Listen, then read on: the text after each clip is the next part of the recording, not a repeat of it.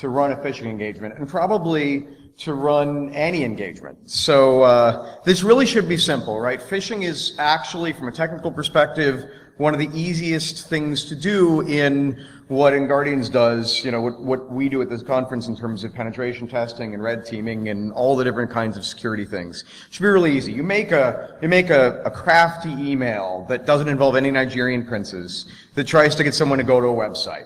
You build a one-form website to, I don't know, say maybe collect credentials or give somebody malware to put on their computer.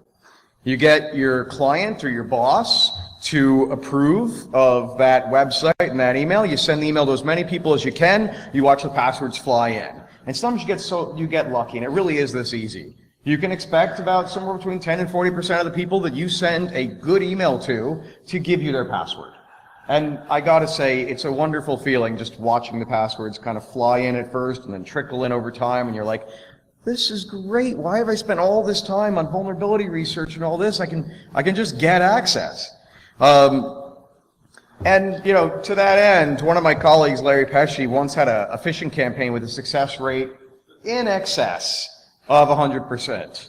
The deal was the company targeted just a small subset of its employees. And his call to action, give us your password or we're cutting your access off and you're going to get fired and the building's going to burn down and it's all going to be your fault. That call to action scared the crap out of them well enough that they not only gave them their password, they forwarded it around to other people who hadn't gotten the email. They went and forwarded it to their other email accounts, and they sent it to like those privilege separated accounts, the one that didn't get email. They're like, oh, my DA account, I don't want my domain admin account to get cut off. And so he did greater than 100%.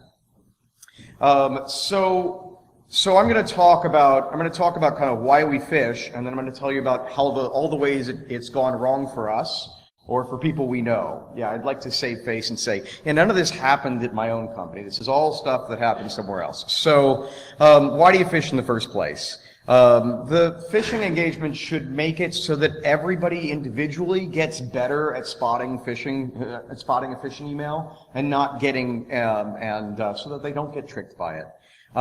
It should increase every person individually's resilience, but as you're going to find out later in this talk, it should also make the whole organization better at figuring out what's going on and communicating it to everybody else, and very, very quickly, as a group, detecting you and causing you to fail. So the cool thing is, after you do this a couple times, the employees of a company tend to get better, and they'll report at higher percentages, and we'll talk about that. So if phishing's this simple, and if it's really obvious why we should do it, then why am I giving a talk? Well, I did want to speak at DerbyCon, but there was more than that. And this talk is one that honestly we give inside our own company, so that we kind of keep passing on this kind of knowledge that we've gained, and so we don't make quite the same mistakes. So most people's first few attempts, they don't go this well. And here's how it went. I'm one of the owners over at InGuardians, and I would watch person after person get assigned to a phishing engagement and get so frustrated with what the clients were asking for, how the clients were getting in their way, or how it was taking longer than it should. And that frustration, after a while, you're like, okay, we've got to figure out what we can do so that we're not frustrated in our jobs, so that we're feeling great about what we did. We're feeling great about it, we're having great success, and we're enjoying our work. So the rest of this talk is basically looking at frustrating situations we've had and try to teach you how to avoid them entirely and achieve greater success. So here's our quick summary. One of the things I want to say is this isn't really strictly about red team phishing. We do that too, and you don't tend to run into these challenges quite so much because it's a different beast, and I'll talk about that here and there. So 12 stories of failure with our specific solutions, and you're going to see me get into some themes. And it's basically that if you're setting up any professional phishing campaign, you're going to end up in communication, you're going to end up collaborating, and you're going to end up negotiating. And the more you do those three things, the better your gig goes. Actually, it turns out this is really useful for all the kinds of engagements we do in our work. And if you're not like me and you're not a consultant, you're going to find that it's the exact same way for you with this stuff. It's going to be, well, it turns out your client is basically your boss or your organization. Your client is the people you're trying to help. Your client contact is basically your boss, whoever owns this project above you. I'm going to talk about these three things: collaboration, communication, and negotiation a bunch as we go through. One of the themes I want you to get from this is that anything in life that involves more than one person, any conversation, not even spoken, but anything in life that involves more than one person involves negotiation. It's often not negotiation you're even conscious to, but I'm basically in one right now with all of you, right? I'm asking you to stay. I'm making a bid, not just for you to stay in the room, but I'm making a bid for your attention. And that's the negotiations happening here. We'll come back to that theme. So, I do want to say real quick that this talk is basically about penetration testing phishing. The phishing engagements in this are trying to hit the entire organization. We're trying to find out how every single person, or as many people as possible, responds. We can tell you about the organization as a whole. We're trying to measure something, and we're trying to make you better, and we're trying to make everybody better at resisting. So that's what we call a penetration test phish. In a red team situation, and you'll notice all the Guardians folks around the conference, now that I've pointed out to you, you're going to see all of these big logos. We also do red teaming work, and in the red teaming work, you're looking for a much smaller target pool. You're going to send 1 or 2 emails, maybe 10 at the most, but you're sending as few phishing emails as it takes to get access. You're going to manually determine who it is that you're going to be targeting. You're going to be using some of the open source reconnaissance tools out there. It might be as simple as LinkedIn or Connect.com or looking at the company's website. And you end up being really, really targeted. You're focused on a role. You're going to be you've got a Word macro to deliver. You're going to be sending it to someone in HR who looks at resumes all the time and is quite used to opening every Word document they're sent. Okay, let's go 12 stories. Let's see. I'm going to keep saying, you're going to hear me say org, you're going to hear me say client, you're going to hear me say target. All three of these are synonymous. So my perspective is, I've spent more than 13 or 14 years as a consultant outside of an organization. If you're inside of an organization, you work for that organization, they're your client. I think we talked about that a little bit already. So, let's get right into it. Story number 1, schedule fail. In our work, when we're an outside party, schedule's really important. It's important to us to show that we can deliver on time. It's important to us to make the economics work, like, hey, I've got something to do, like this week, I'm going to be phishing you. Next week, I'll be writing a report. The week after that, I'm on to another task. If I haven't finished writing a report, if I ran late anywhere in there, I'm working nights. I don't want to do that. So, schedule's really important to us. Here's what more than one of our early phishing engagements would look like. So Monday, we go to the client, we give them 3 scenarios, 3 scams to choose from, right? 3 of the Nigerian prince, or the, hey, we need to reset your password, please type it in here, and so on, these pretexts. So we give them 3 scenarios, they choose one. So we spend Tuesday, we're building the pretext, we send the emails and landing page screenshots to the client.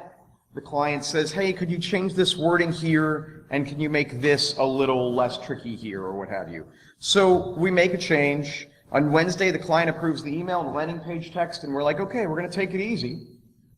On Friday, we're going to be sending those emails. For the whole schedule to work, on Friday, we're going to be sending emails, so we're going to spend Thursday kind of starting to pre-write the report.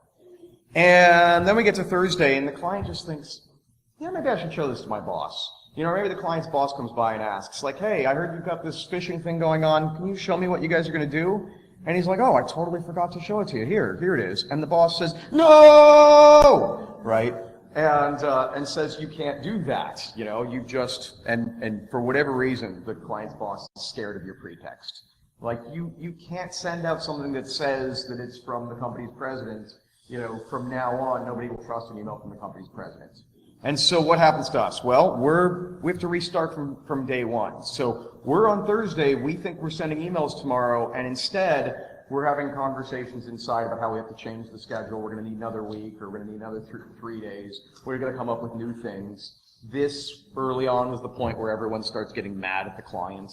And mad at the client, frustrated with the client, or frustrated with the people around you is just not a place of a lot of power and control in your work, and it sucks. So that's where we start saying, okay, what can we do to fix that? And the first fix for this is stand up and lead, son, right? Okay, so you've got to lead, you basically have to lead your organization through the process from the beginning. And that means you've got to tell them what you're going to need to do before you even start brainstorming the pretexts. You're going to basically say, okay, I mean, like we did a bunch of these and finally I gave this a try. Okay, so this was one of the places I had a bunch of failure, and I went to the client and said, okay, this is our process. We are going to, on this day, give you some pretext choices. You're going to tell us what you like and what you don't like. We're going to do an edit. We're going to get ready for another round of edits, and so on. You're going to show this to people as early in the process as we can, and so on. So part of that meant I told them, as part of this, like, tell me on day 0, tell me before we even start giving you pretext ideas. Tell me who it is that can veto that pretext. And I want to tell them, I want to say, tell me who can veto, but I also want it to be as important to the client as it is to me. So I want to tell them this story of like what happens when we get a late stage veto. Like that we have that Monday through Thursday start over thing. And that story is really, really helpful. Now I need to set deadlines and tell everybody when they have to accept the pretext by if they want this to all finish on time. And the next part for me is I'm going to prototype the pretexts. I'm not going to do all the work to build a dynamic website and all that until I've gotten them to say okay on the first part. What else can I do? I can actually involve the client and maybe that boss who might veto in creating those pretexts. And if I involve them, there's a heck of a lot less chance that they're going to object at the last minute because they were involved from the beginning. And if they thought of somebody who might object, they might involve them. You get pretty wide. You start realizing that there are more people involved than just the 2 people that are on the phone when you call your client contact, you call your boss. So the last part for me is realize you're in a negotiation, and now rock it accordingly. Realize it's a multi-party negotiation. Not all the parties are here. What do you want to do about that? Do you want to get them on the call too? Do you want to meet with them? Do you want to say, okay, let's get the set of people who can veto down? This is the great thing about any engagement, whether it's whether you're inside or outside a company. You basically can say this is how it's going to go. And by saying that early on, everyone starts following the plan. And if anyone's like, that's not going to work, you get that conversation to happen early, and now you change the plan, and everything goes a heck of a lot better than afterwards. So I want to say the other part of this for me is just realizing that anything you do is about leadership. Doesn't matter what your position is. You can be the lowest person on the totem pole in your group. And if a project belongs to you, you've got to lead that project. You've got to lead anybody who's involved in that. And you can read books on managing up and managing laterally, but you have to lead. Someone has to stand up and lead, and that's your job. If you don't do it, someone else will stand up, and they may not know this area as much as you, or they may not care about it as much as you. The other biggie is basically you think through what the plan is. You're gonna see a bunch of our mistakes, and these can be really useful. Think through what could go wrong beforehand, and figure out how you're going to account for it.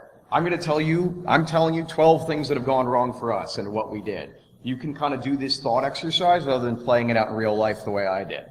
So the other part is describe your plan, do it with confidence. That confident voice tells everyone, like, yeah, I thought this through, I know what I'm doing.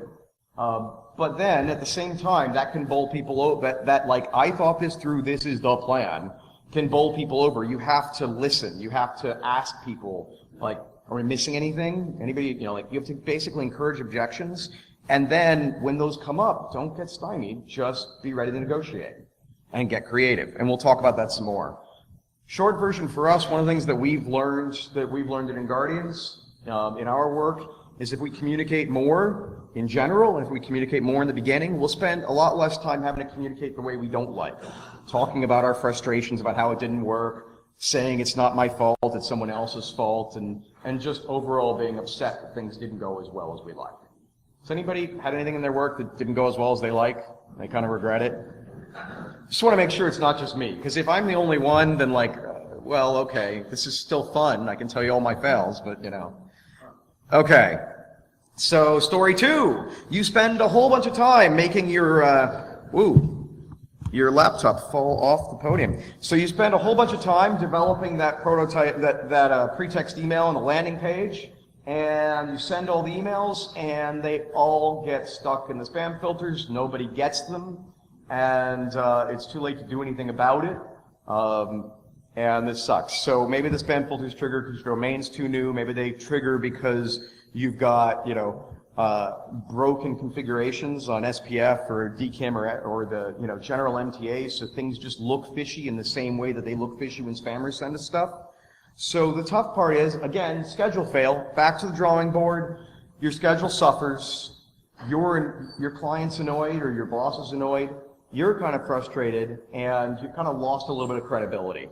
Okay, so what do you do for this? There are technical fixes. So on the technical side, SPF, DKIM, MTA, think through like, wait a second, is this box got IPv6 on? If it does, make sure that your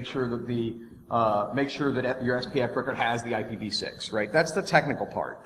The human part's a lot more powerful here, and that is you talk to your client and you say, listen, we're not testing the anti-spam or anti-malware or anti-phishing. We're not testing the technical controls here.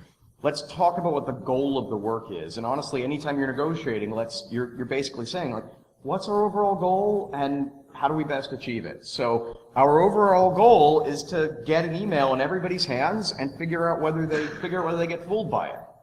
And afterwards, to learn from that and make it so that they get fooled by these things less. So how about if we just get whitelisted in the spam filters? And that's basically what we do every time. Whitelist us in the spam filters.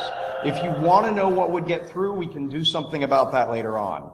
What's the other part of this? Think about what could go wrong. Hey, if they're going to put whitelisting in place, you got to make sure the whitelisting actually did get put in place. So leave time in your schedule for it to take a little while. Leave time on your schedule to test, and make sure in that, when you stand up and lead and say what the plan is, make sure the plan involves them setting it up, them telling you what it is, and you testing externally before you send all the mails. Because we've had that where they're like, you're whitelisted, and you send all the emails through, and they all get flagged, and now the spam filters are trained on those. And you're like, what happened? They're like, oh, the whitelist wasn't in place yet. Sorry, we didn't realize. You're like, sorry. So you get a better plan. Okay, so story 3. I use all the best tools. I use Maltego. I've like learned everything about OSINT. I'm looking for email addresses, and at the end of the day, I only get 15 email addresses that actually work. But my goal is to test the organization as a whole, and I'm going to need a heck of a lot more email addresses than 15, right? I need all of them, or I at least need enough that I'm going to be able to take a real measurement.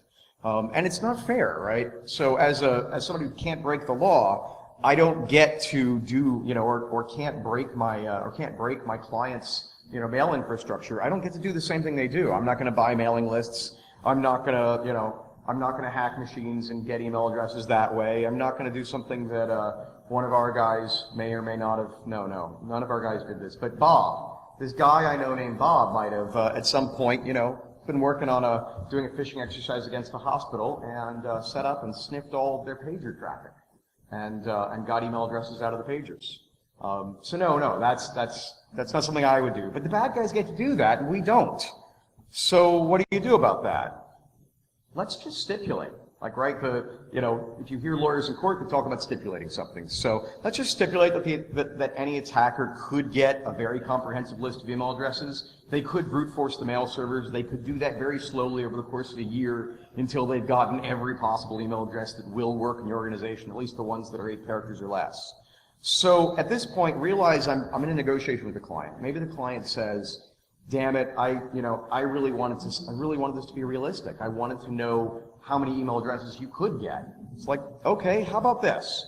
We'll find all the email addresses we can get. It might be 15, it might be 400.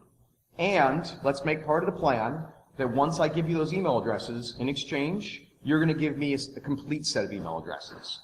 We'll fish with a complete set of email addresses, and you'll know what would have happened if we had the less complete set. You can even look at the results with using only the email addresses we got. So we both get to achieve our goal. My client gets to find out what email addresses I could find, and he gets to have that realism, and he can even see the report structured that way. And I get to get what I wanted, which was, in my mind, the goal was to test every single person in the organization. Are you seeing, like, kind of like that kind of trick. That's another part of just, I'm negotiating, I'm getting creative. What is my client says, no, I want to keep it like that. And early on, what would happen in my work is we'd say, okay, the client said we had to do it that way. And we'd feel kind of stuck, and we'd be annoyed with our client because our client didn't get it, right? But that complaint is no fun. What's fun is figuring out something creative and finding a way around it and getting the client what they sought, giving the client what we know they need, and having everybody win. Okay, next story. I loved this one. I did this one. The email says that it's from Dave Kennedy at our client organization. And so the email says, this is the IT director, Dave Kennedy. I need you all to send me your password. Please click this link and give me your password. What happened? Well, my target organization, they sit in a really big one-story floor plan. I visited later and found out that's how the seating worked. I didn't know that's how it worked, but until we got to our next task, an internal assessment, I didn't realize they were all on one floor. It's like a big aircraft hangar of desks. It was kind of ugly and awful, but it did have one advantage, and that was that everybody could basically see Dave, or they could see somebody who could see Dave, and people started walking over until Dave basically, pulled out the Walmart mic and said, "Shh, this is Dave. That email's not for me. Don't give me your password. The jig is up." Okay. See, this is why I dance instead of joke. You don't laugh. So anyway, this all goes badly. Your success rate plummets. So what was the fix for this? Okay, well, from now on, we find out, we learn a little bit more about where everybody sits. So I want to learn, where do they sit? How do they communicate? What's the escalation procedure? What's going to happen when the first person who realizes that this is a scam finds out? Are they going to call the help desk? If they're going to call the help desk, maybe I need to get the help desk involved and say, hey guys, can you give us a pass on this one? This one is your partner. This is an internal thing, or this is, or we're your pen test partner. I want to make, another part of that though is, can I get more people involved in brainstorming the pretext? Can I have better communication? So I'm going to have my boss or my clients and maybe one level of management above them involved in creating that pretext. And when they go and check that pretext, I'm going to say, hey, go check that, go discuss this with HR, go discuss it with legal, go discuss with compliance. Let's figure out who could object or who could be part of the alert chain. So, next fail. My client says, hey, I want you to send these emails nice and slow because I want you to avoid detection. So you're like, okay, yeah, we'll send one every 5 minutes. And by the time you've sent out 10, almost an hour has gone by. Someone's alerted the security folks, the help desk, or whatever. They send out a mass email. The whole organization has caught you. The jig is up. Oh, shit. Low and slow was not sneaky. Turned out low and slow was very, very unsneaky. I need to go a heck of a lot faster. I do like this, though. The organization caught me, right? They caught me by all talking to each other. They weren't just relying on each one person to say that's a scam. That's not what I was trying to measure, but it was a really cool result to find. And that's part of what I like about phishing is that you end up getting to improve that. So as far as I'm concerned, it's all about speed. It's all about speed, and you should take as much speed as you can. No, this is not about amphetamines. Okay, so phishing is all about speed. You have to rush. Take whatever legal amphetamines you have to do so. I'll just go for coffee. You're racing their ability to catch you as a group, to communicate and collaborate. So realize the communication and collaboration in this talk is happening on all sides. Make sure that your email gives such a short deadline that people are rushing, that they're not getting a chance to think and say, wait, why would Dave need my password? Just reset it, can't he? Or whatever. Like, don't give them time to talk. Get the emails out as fast as you can. Okay, next fail. We have the case where you're like, this is your first phishing exercise, and you do what you've always read about in the books, and your domain is the client's domain with the L changed to a 1, or with one of the L's pulled out, right? That's the kind of like, yeah, I can get that domain, I can get a cert for the domain, everyone's going to be fooled. And then you realize what we realized really quickly. This is the one thing that everybody's really well trained at. They're looking to see is the domain just like ours, but a little different. And so none of them are fooled. Well, okay, a few still get fooled anyway. You always get somebody, and that's great. I love phishing. But Not enough of them are fooled. You need a better domain choice. So here's some of the ideas that we've had. We've done things like said, and I've got some of the people in this room who actually, steered us in this direction. They're like, maybe it's client-benefits.com. That sounds good enough. Maybe it's a subdomain. We have like client's name dot, my health benefits. Shit, did I just ruin one of our domains? Okay, well, please don't blacklist these domains. We like them. Figure out what'll work. And part of figuring out what'll work is talk to your client. We've talked about that. And they'll often have the best ideas for pretexts. They've been hoping for this for a long time. But also go and talk to your colleagues. Like, I'm going to go and say, hey, John, I was thinking about using Eli Lilly with one L change. And John will be like, dude, I've been there. I've done that. It doesn't work. It doesn't work bad. Don't even, how about, what if you tried this? And you collaborate, and you get much better results. That's honestly one of the strongest things in InGuardians. It's one of our greatest strengths at InGuardians, is that we're all talking as we're working, and we're all helping each other out, and we're all learning from each other, and it makes us much, much stronger. So what if, in that story right now where I chose the boneheaded domain at Eli Lilly with one L changed, what if it's the client who asked for that? What if the client didn't just ask for it, they told you had to, right? Like, we've all had that experience where we think we have no choice. The boss just said, we have to do this. Or maybe the boss didn't mean it quite that way, maybe he did. But we might have taken it that way. So this is where I'll come back to my theme, that phishing is about collaborating, communicating, and negotiating. The easiest way to lose out in a negotiation is to not realize you're in one. Okay, sure, the client said you had to use that domain. Can you talk and say that I'm really worried that might not work? Can you kind of reveal your own concerns and do it in a way that your client can get with, can empathize with? I'm really worried that that's not going to work, and I'm going to give you a false sense of security, or, I'm going to get laughed at, you're going to get laughed at, people aren't going to think that we did a good job. And if they still don't see it, say, okay, I tell you what, can we just get a couple more people from, can we get a couple of more of your peers, or your boss's boss in on this conversation so we can just check this out. And let somebody else say it's a brain dead idea. Okay. Next story, broken grammar. We've gotten this one a lot. This is one of the biggest things that's ever frustrated our people is when the client says, hey, I want you to use broken grammar and bad spelling, because I get tons of these phishing emails and they always have broken grammar and bad spelling, and I want this to be realistic. Okay, if you go with it, you're going to be, your success rate's going to plummet. You're going to feel frustrated because you know that it wasn't realistic. The problem at the end of that is that your client has basically given his company a false sense of security, and you did it because you felt like you had to. Okay, so your client was in a negotiation. You were in a negotiation with your client. You didn't realize you were in a negotiation. Your client won the negotiation, and by winning it, really, he lost. So this is my, first rule of negotiation. If anybody loses, everybody loses. This is similar to the play or movie Chicago, right? If mama ain't happy, ain't nobody happy. My corollary to that's one Ed Scotus taught me. My corollary to that is, if anybody ain't happy, ain't nobody happy.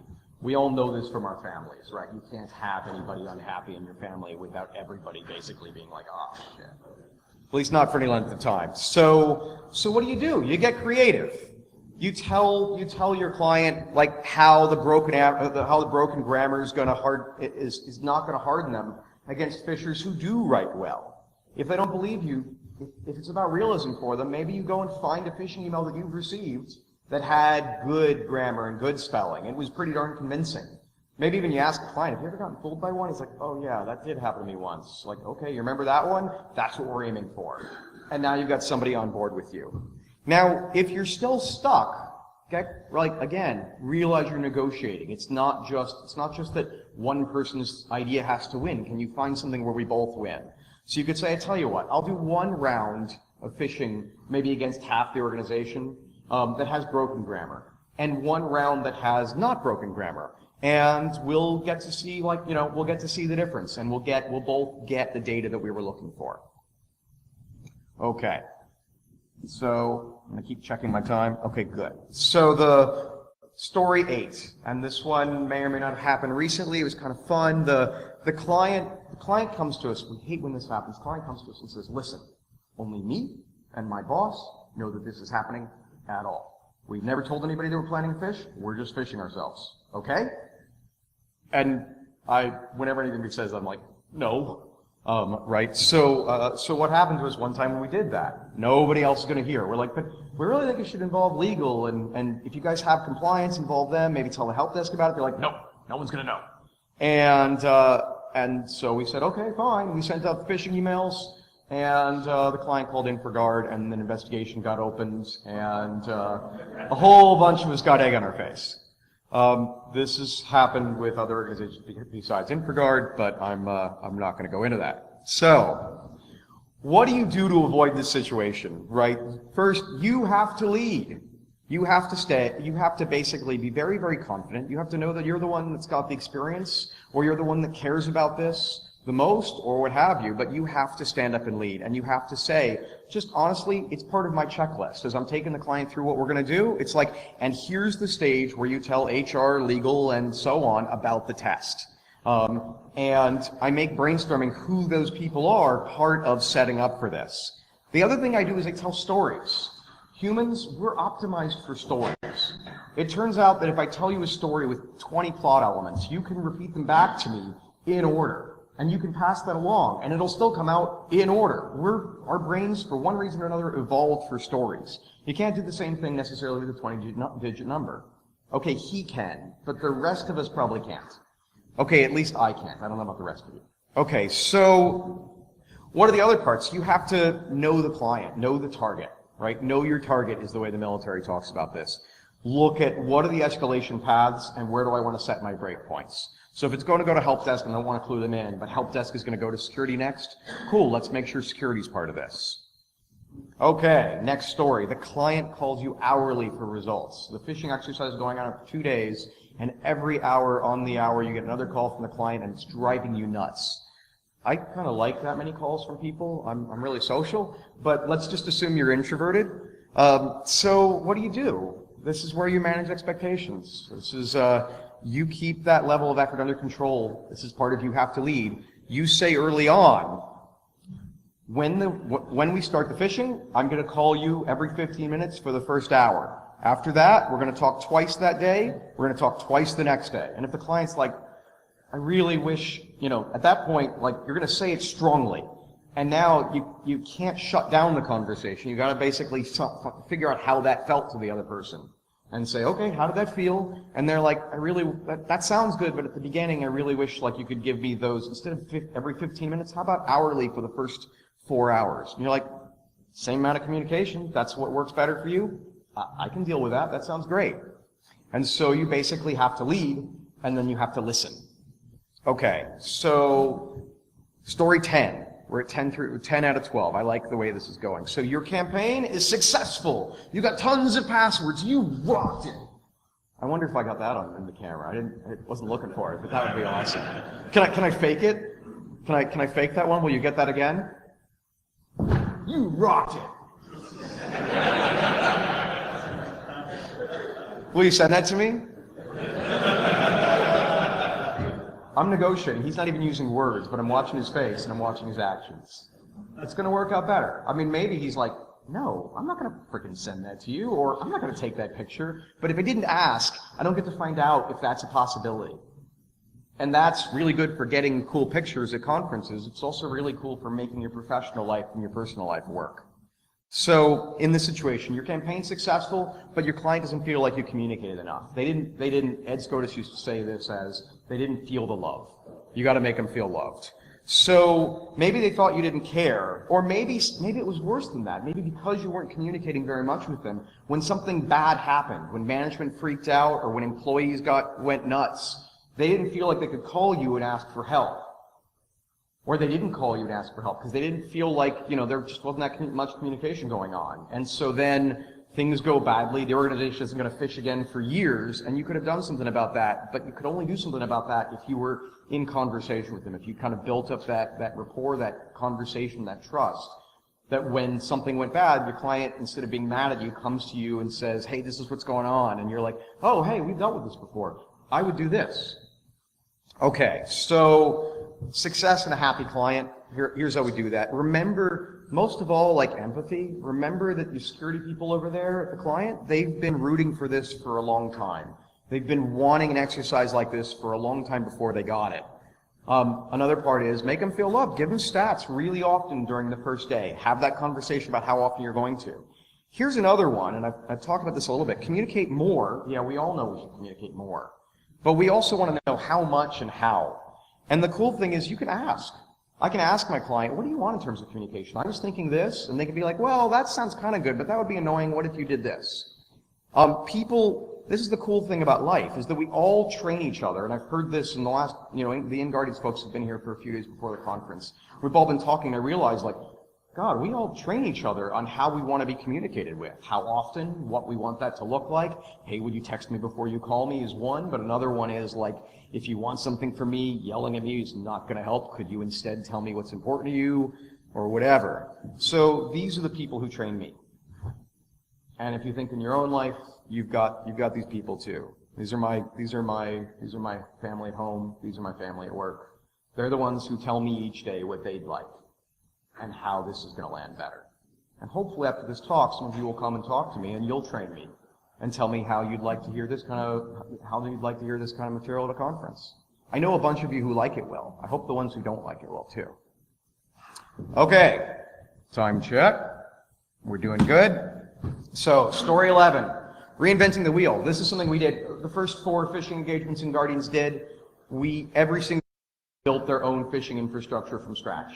And they generally built something that would last only for that one engagement and never again, which meant that we were spending more time than we needed to, and we weren't getting craftier. We weren't getting better. So we're kind of like, we're not getting better, we're just basically building and rebuilding and reinventing the wheel over and over again. So for us, we think either find a good tool, Phishing Frenzy is one of our favorites, or develop your own, and then teach everybody how to use it. If it's important to you, you've got to talk to people. You've got to talk to a lot of people. I got frustrated. It's like, I built a tool, it's really good, and no one's using it. It's like, oh, well, did I go around and tell people about it? Did I do my part in making sure that they knew that it existed? Did I train some people on the tool so they made it so that I made it easier for them to get into it and easier for them to go where I wanted them to go? Every phishing test should make you better at phishing. So get better or stagnate. This is true, again, for everything in your work life. So for us, it's kind of like we created some mail servers and we've stopped creating new mail servers. At this point, we know that every time that we use a phishing mail server, we're going to use one of the existing ones with new domains, but we've made it really easy to switch over the domains. I started out, like many of us in security, as a system administrator, where I learned the rule of enlightened laziness out of Larry Pearl's Programming Pearl O'Reilly book. And it basically said, automate everything you can. If you're going to do it twice, automate it. Heck, if you're going to do it once, probably automate it.